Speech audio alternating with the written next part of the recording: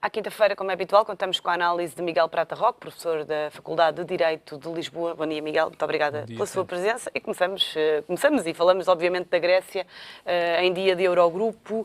A Grécia diz que vai negociar até ao último minuto. Há, de facto, expectativas que da reunião de hoje saia um acordo ou a Grécia está mais perto do que nunca de um default? Aparentemente, expectativas de um acordo hoje são baixíssimas. Eu diria que nós chegámos a uma fase em que, no fundo, a Grécia entende que perdido por 100, perdido por 1000. Houve, de facto, aqui, ao longo destes últimos 6 meses, uma grande modificação política no espectro europeu, que é a circunstância de termos agora, de facto, os políticos a conversar uns com os outros. O que é estranho neste processo, a meu ver, é que as reuniões do Eurogrupo servem para quê, no fundo? Servem para a coordenação de políticas económico-monetárias. Mas, basicamente, essas reuniões do Eurogrupo têm servido para, no fundo, forçar os países que estão sob assistência financeira a apresentar medidas adicionais de corte de despesa e de reequilíbrio dos respectivos orçamentos. Ora, até nessa perspectiva, nós andámos muito desde Maastricht, porque o Tratado de Maastricht fixava condições para a adesão dos vários Estados-membros à moeda euro. E essas condições eram estas: inflação a 1,5%, taxas de juro a 2%, déficit inferior a 3%, dívida pública inferior a 60% do PIB. O que é que chegamos à conclusão agora em 2015? Praticamente 20 anos depois disto, mais de 20 anos depois disto. Chegamos à conclusão que nenhum dos Estados cumpre estes requisitos. Aliás, a própria Alemanha tem uma dívida pública de 74% do seu próprio PIB. E, portanto, é preciso que a Europa agora tenha alguma criatividade a resolver estes problemas. Porque, obviamente, o problema não é apenas um problema grego, é um problema que pode, efetivamente, contaminar o espaço económico europeu.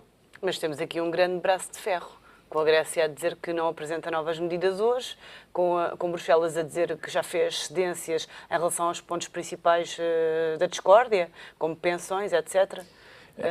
Para que é que vai, mais uma vez, pegue nas suas palavras, para que é que vai servir este Eurogrupo? Eu acho que estas conversações funcionam um pouco naquela lógica do telefone estragado. Quem conta um conto acrescenta um ponto e nós nunca percebemos bem qual é a realidade das negociações, porque nem a Grécia apresenta qual foi a lista de medidas que propôs a aprovação, nem tampouco também a Comissão Europeia, os ministros dos outros Estados-membros apresentam quais são as contrapartidas que foram apresentadas. Por exemplo, no espaço público discute-se muito que aparentemente teria sido o FMI a recusar cortes propostos pelo governo grego em matéria de despesas de defesa. Curiosamente, os dois principais clientes da Grécia em matéria de material de defesa e de guerra é precisamente a Alemanha e a França, que são dois Estados-membros que têm a decisão nas suas mãos. E, portanto, é curioso este debate entre ou corto em pensões ou corto em despesas de defesa nacional, mas nós depois acabamos por não ter a certeza de qual é o conteúdo dessas negociações. A fonte ligada ao governo grego fala em guerra política e diz que a Europa não quer uma alternativa de esquerda à austeridade, precisamente na Europa. Estes argumentos escolhem? Eu acho que a Europa tem dado sucessivos tiros no pé. É verdade que tenho a ideia que o governo grego está a demorar, de facto, a apresentação de reformas a médio e a longo prazo e, portanto, há aqui culpa de parte a parte. Portanto, esta postura extremada de esticar a corda não favorece a resolução da situação. Mas eu também acho que houve uma certa tentativa por parte de alguns líderes europeus de tomar a Grécia como um exemplo para outros países. E, por exemplo, este ano nós temos eleições em 2 Estados-membros que estão numa situação também periclitante, por um lado Espanha, por outro lado Portugal. As sondagens em ambos os países dão, no fundo, informações de que se formarão maiorias de esquerda em ambos esses Estados-membros e, porventura, houve aqui algum excesso também de pressão sobre a Grécia por parte de alguns líderes europeus, não aceitando, de facto, uma nova nomenclatura e uma nova linguagem sobre o próprio projeto europeu. A verdade é que Alexis Tsipras diz que assume a responsabilidade de se rejeitar um acordo nesta reunião. Enfim, que consequências imediatas é que haveria para a Grécia com uma possível saída do euro? Eu diria que consequências imediatas é que haveria para os outros Estados-membros e para a economia europeia.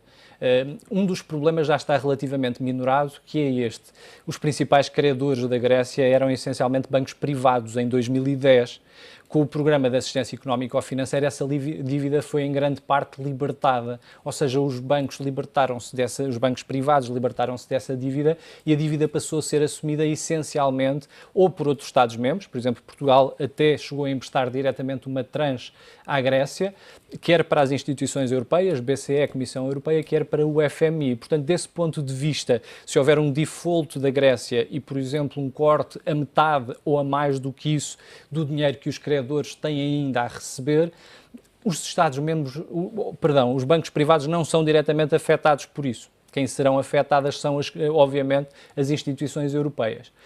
Depois há no país? No próprio país da Grécia. O problema é que se houver a decisão de saída do euro, tem que haver a implementação de medidas de controle de capitais. O que é que isto quer dizer?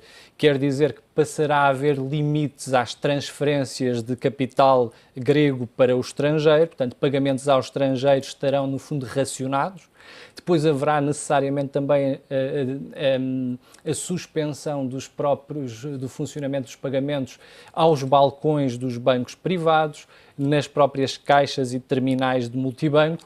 Haverá necessidade depois obviamente, de emissão de nova moeda e eu até suspeito que estes 6 meses de compasso de espera do governo grego têm-no levado de certo a preparar medidas alternativas para a reintrodução do dracma na Grécia, mas isso implica, obviamente, a cunhagem de nova moeda, implica aquilo que nós também já fizemos em 2002, que foi precisamente a alteração, por exemplo, dos contratos que fazem referência à moeda euro para o dracma, a alteração de legislação com os padrões referenciados ao dracma e não ao euro. Portanto, isto é um processo relativamente longo ainda. Enfim, a verdade é que o Banco Central grego diz que se isso acontecer, e apesar de já estar a prevê-lo, diz que o país se arrisca a perder tudo aquilo que conquistou nos últimos 30 anos.